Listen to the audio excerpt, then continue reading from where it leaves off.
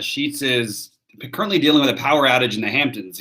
What can you do? You got a house in the Hamptons, power outage, and life is rough. What can you say? All right, so I've got a few takes on today's what's become a very small slate. I don't think you should get overly invested. I do think you don't need to fully stack, but you can, mini stack most of your teams. The teams I'm focusing on are Cleveland, and then followed by Cincinnati, Milwaukee, and Detroit, with a little bit of Padres and Nationals mixed in. That's basically what I'm doing. We're going to do a quick show today because it's just going to be me and you guys. So when you get in, say what's up, jump on in the chat, say any questions, any thoughts. I don't like Skubal as much as I did to start the day, but with Minnesota becoming Minnesota too. That was the other team I forgot about. With Minnesota becoming the heavy chalk, I do have some Minnesota mini stacks, but I don't have currently a full stack yet of Minnesota. And I think that's what I'm going to end up doing, and I'm going to end up using some Skubal, just where I'm at right now.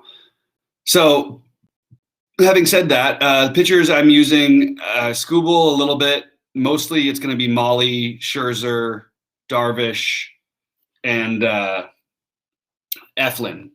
But I also like, on the other side of that game, I do like the upside for Alzolay as well. So I'm going to get some of that going. And yeah, basically just trying to edit my lineups right now. Let me see if I can get this one down to 9 here. Well, that'll do for right now. I'll do this and then go for that. Perfect. Yeah, I think that trying to target just the popular Minnesota stack is the wrong way to go, personally. I think that regardless of likelihood of it coming out, it's just what everyone's going to do. And I'm trying to get away from that. I do like Cleveland a little bit better anyway. Minnesota's lineup is better than it was, so I don't mind.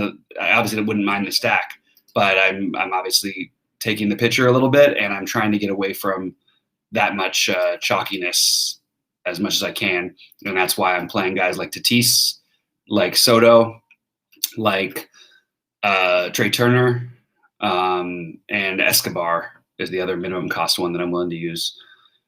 And hope he can, swipe a bag or something. He's a minimum cost guy that I don't need, but I do think that I kind of want to get involved in some of that. So that's where I'm at with that.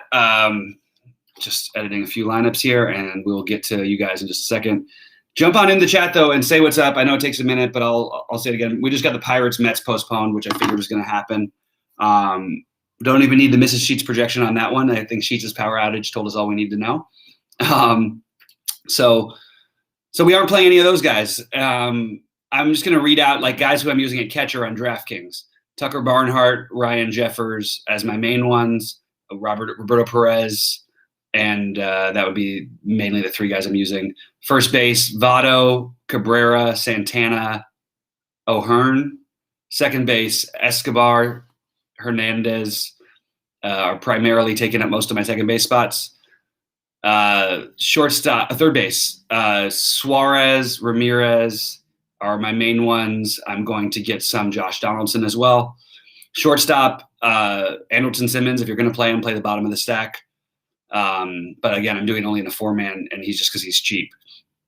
Where I'm paying up for Darvish and Scherzer. Tatis, Simmons. Those are my first looks at it. Outfield. Oh, sorry, Tatis, Simmons, Turner. Excuse me. Outfield, Soto, Cruz, Winker, Naquin, Harold Ramirez, Mercado, Yelich, O'Hearn I have out there, and whenever I'm using Santana at first. And those are my main things right now. So we're going to get off a half hour early so I can finish building my lineup. So make sure to get your questions in now. I'm going to turn my air on because it's gotten hot in here. Yeah, so that Blue Jays thing kind of made this slate. I was interested in taking pivots off of them anyway, so it's going to be a little bit frustrating to try and get different. That's why I'm doing everything I can to do so. Like, even though my day slate's a great example of it, I'll actually share my screen and just show you guys what's happening with the current thing, because I'm not winning it all. Our boy Rody might win it all. Let's just sweat it out with him. Let's see where I got my thing here. Looks like I'm sweating a cash. I'm going to share my screen in just a second, and let's do that. No, none of these seem right. I'll have DraftKings on its own window here in 1 second.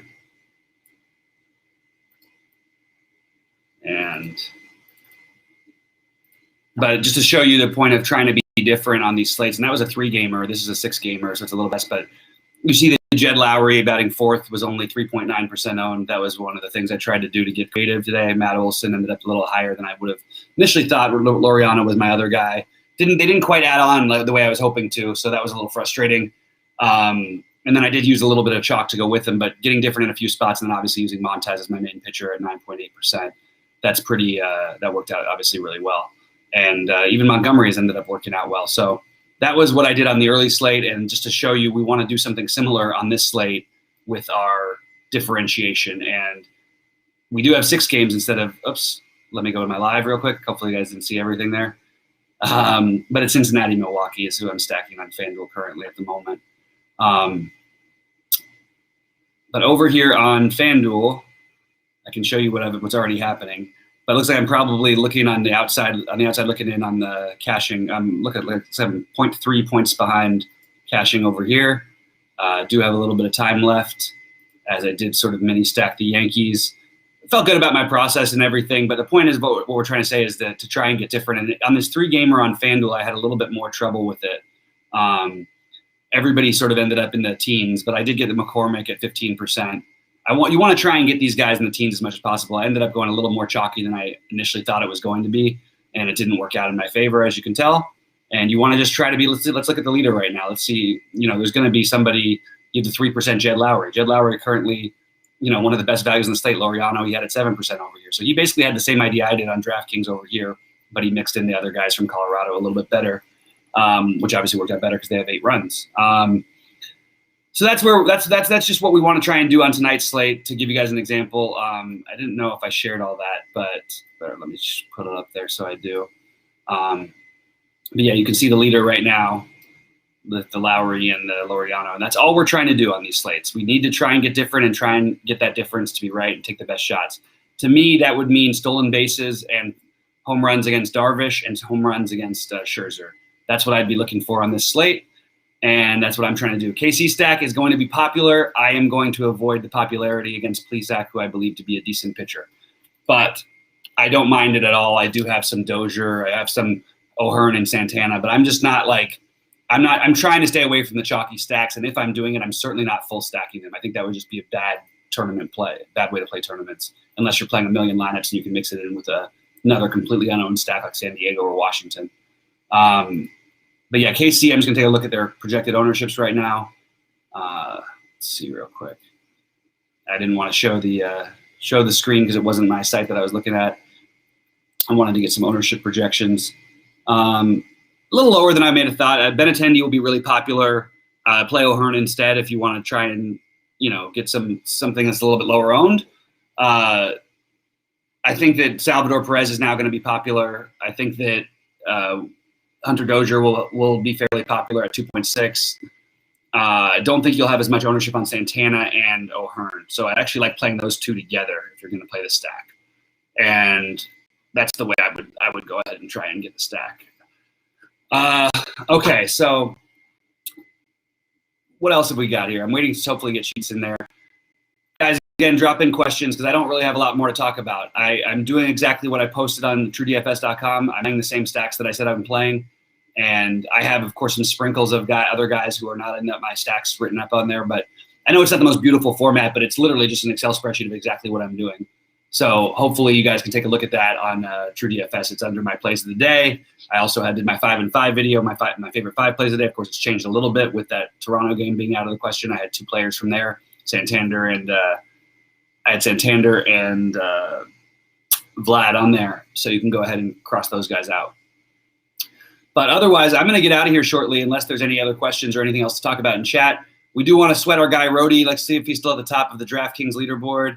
And all right, he is. So let's give him a little sweat out here. You guys caught me on there the other day with Rody, so I'm going to share my screen again, and we'll leave that up while we talk about things right now. Let's see, share screen, And we will share DraftKings. So you can see Rhodey's here at the top. He had a similar idea to what I wanted to do today. He did get the Dom Nunez in there that I didn't have. He had the Tapia in there that I didn't have, obviously. He basically just did it with Colorado. Combo stack. I didn't think it was necessary for combo stack day, which is, again, Colorado went off. It's going to happen. It's a 3-game slate.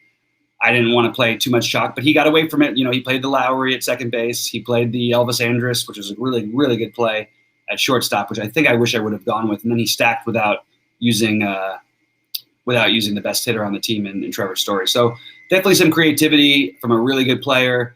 Obviously used Montas as his pitcher. So good job on Rhodey. Hopefully he takes this one down. We'll count him as a true DFS. Just as he did a show with us, we're going to count him as an extension of Team True DFS. So good luck, Rhodey. Hope you take it down out there, man. I do like a Cincinnati stack. So I also like a Brewers stack. I do think this is going to be the unowned thing, and I need to try and get different, so that's what I'm doing. The NBA, who we like in, sounds good. Adam says, let's go. Solid night for us last night. Let's get it tonight. Let's go, man. It was almost a great night for me. I really think that there was a chance I could have won multiple 20K tournament pluses, and it just was frustrating at the end. Disappointing. But it was a good night overall. I always take your triple ups in DFS. NBA, who we like in, it's nothing really to get too creative on an NBA, to be honest with you. I'm trying to force in some campaign, which is not like forcing in price-wise, but forcing him into my lineups because I believe that he has the kind of upside that we were looking for. Bryn Forbes, Torrey Craig together, as opposed to playing just one of them in a lineup like that, trying to fade Chris Paul and Booker mostly, playing more Ayton, 100% Ayton for me, I think, right now. Also, Giannis is my main captain. I think Middleton and Holiday make sense as captains as well. I do like Holiday to have a bounce-back game tonight, and I think that you could play all three, Holiday, Ayton, and Giannis in the same lineup and leave out maybe a Booker, and maybe you can get a little different that way. I do think they'll switch things up defensively. I'm not saying they'll shut Booker down by any means, but just keep that in mind. The best middling play I do have is Jay Crowder. I think Mikal Bridges has a decent shot at a game too, but Jay Crowder, Pat Connaughton at the slightly lower end, that's what I'm looking at over there. And then Bobby Portis is going to get some love, but I'll throw a shot or two at Bobby Portis, and maybe the game gets funky or something. That's basically all I got here. Not for Portis's argument, but for like trying to get like Cam Johnson at 6K, and people aren't going to do that. You can go ahead and take that swing. He looked great. If he plays, he's really good, man. He's talented, but it just feels like a hard button to click for me. But yeah, nothing too crazy over there. Yeah, so Adam, you came close as well last night. See, it's right there for us, man. It's right there. So Cincinnati, you want to generally get the lefties against Hauser. I'm struggling with Cincinnati a little bit because they're going to end up picking up some steam now, which I guess everyone is. But I love the idea of just playing the other side of it, or playing even both sides of it. It's not a whole lot for us to choose from. I'm writing out the Cubs and Philly game. I just think that there's no reason to do that in that weather. So I actually just find myself naturally pivoting over here to Cincinnati and Milwaukee, and I don't think that whole game is going to be quite as owned as the other spots that we have out there now as well. My projection systems is not uploading. I don't think it's a product of my camera though. I think that's just happening. Philly stack, no, I think that Philly would be one of the worst stacks on the slate, maybe the worst stack on the slate. The wind blowing in Chicago, you're just asking for trouble. It might work out once in 1 out of 100 times maybe, and even then, that's not good. I'm not touching one bat from Philly or Chicago today. That's just the way that I'm building. I don't like messing with that. Look at their run totals, and there's a reason that weather has really crept everything down. So, yeah, I can't do it for me. Got another few minutes if you guys want to keep talking. Hopefully our boy Rhodey is still holding up over there. I'll take a quick look and see if he is. Hopefully I'm holding up at least for my cashes. Geez, earlier it looked I was in the top 5 for everything for a while, and it looked like I was going to have a nice day, but no such luck. with the afternoon games. I did not play enough Colorado, which is weird because I did say I liked them, but yeah, didn't get that right. And the Yankees have really disappointed against the guy who I didn't play. And I mean, again, I played the two best pitchers, but so I can't really complain. But it's tough, you know. It's not the way I would have drawn it up, obviously. All right, I think that's pretty much it. Unless we have questions. Let's see. Yeah, so Philly, no. Chicago, no. And I think that's pretty much all we got for today. It's a pretty ugly little slate. Hopefully we can run good and make some bold plays. Make some bold plays if you want to have any chance tonight, because this is going to be, as they say in that movie, The Campaign, that I love, Zach Galifianakis, and that it's a mess. It really is a mess. So I can't even get updated projections, for crying out loud. That's pretty ridiculous. So we will see what's going on. I don't think there's anything else to worry about. We talk about weather, extreme umpire data. I actually have to get my sheet uploaded, but most of it's out of play though for tonight. Not going to affect us too much. And you just go ahead and play San Diego too. That's another thing.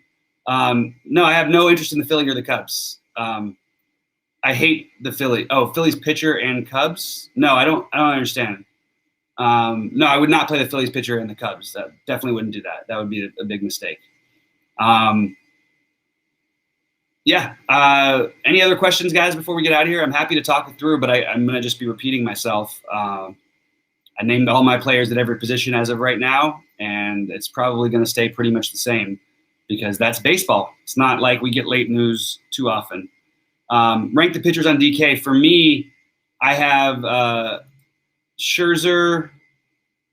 I have so Scherzer and Molly make the most sense, and Darvish would be next. But again, I'm going to try and get some Skubal. So I think Scherzer, Darvish, Molly actually would be my ranking. But then I would go Eflin, then Alzolay, then Skubal. But I like Skubal to leverage off the Minnesota stack, so I'm going to end up using probably more of him than I am. Well, it'll be close between he and Alzolay for me. But I do like a Molly Eflin combo. But again, you're going to get pretty popular on that today as well. So that's where we're at, fellas. Yeah, SP 1 and 2. That is what I'm talking about. I'm playing. No, I don't know what you're talking about, David. What do you mean? I just can't understand that. Let me know what you're talking about. I'm happy to address it. SP 1 and 2 are you can play Darvish and Scherzer together, no problem. Or you can play Darvish. You could the common one, the cash game one, is going to be Molly and Scherzer, and then Darvish, and then Eflin. I think will be the most popular. Those are in that order. And that's pretty much the way I would rank it in terms of who I expect to have the best outing. I like the upside of Skubal and Alzolay and the ownership. So that's where I'm at on those guys. All right, guys. Good luck to everybody out there. It sounds like it's going to be kind of a boring slate, but hopefully we can run good and take something down. Good luck, y'all.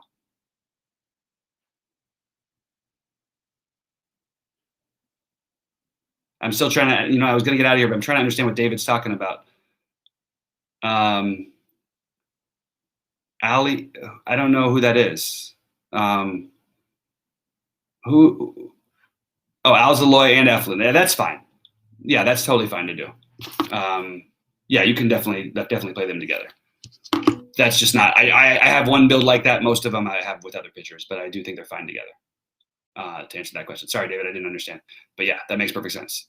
Alzolay and yeah, I like Alzolay a little bit. I think that he's going to get the lower percentage of the ownership, and for good reason with the way the Cubs lineup shaking out. But does have some good stuff, and I believe in the guy's overall talent level. I actually had a friendly bet with a Cubs fan that he wasn't going to make the roster, which I don't really know why he thought that, but he certainly did, and he's pitched up and down. But he's got enough stuff to where I'm happy to use him in this kind of pitching environment.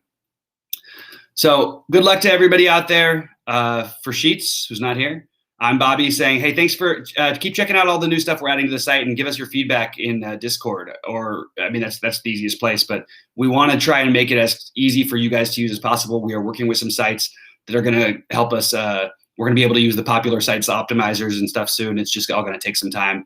But for right now, you're getting all of the information of exactly what we're doing. And it's obviously been working because I think we had a streak of 6 weekdays in a row because I didn't play on the weekends, but where somebody profited at least 10K from our site. With the amounts that we're playing, because we're not playing, 10K and plus a night, to profit 10K that often is pretty great. So we've been rolling, guys, and let's keep it rolling together. Team True DFS, we're out of here. Good luck, everybody.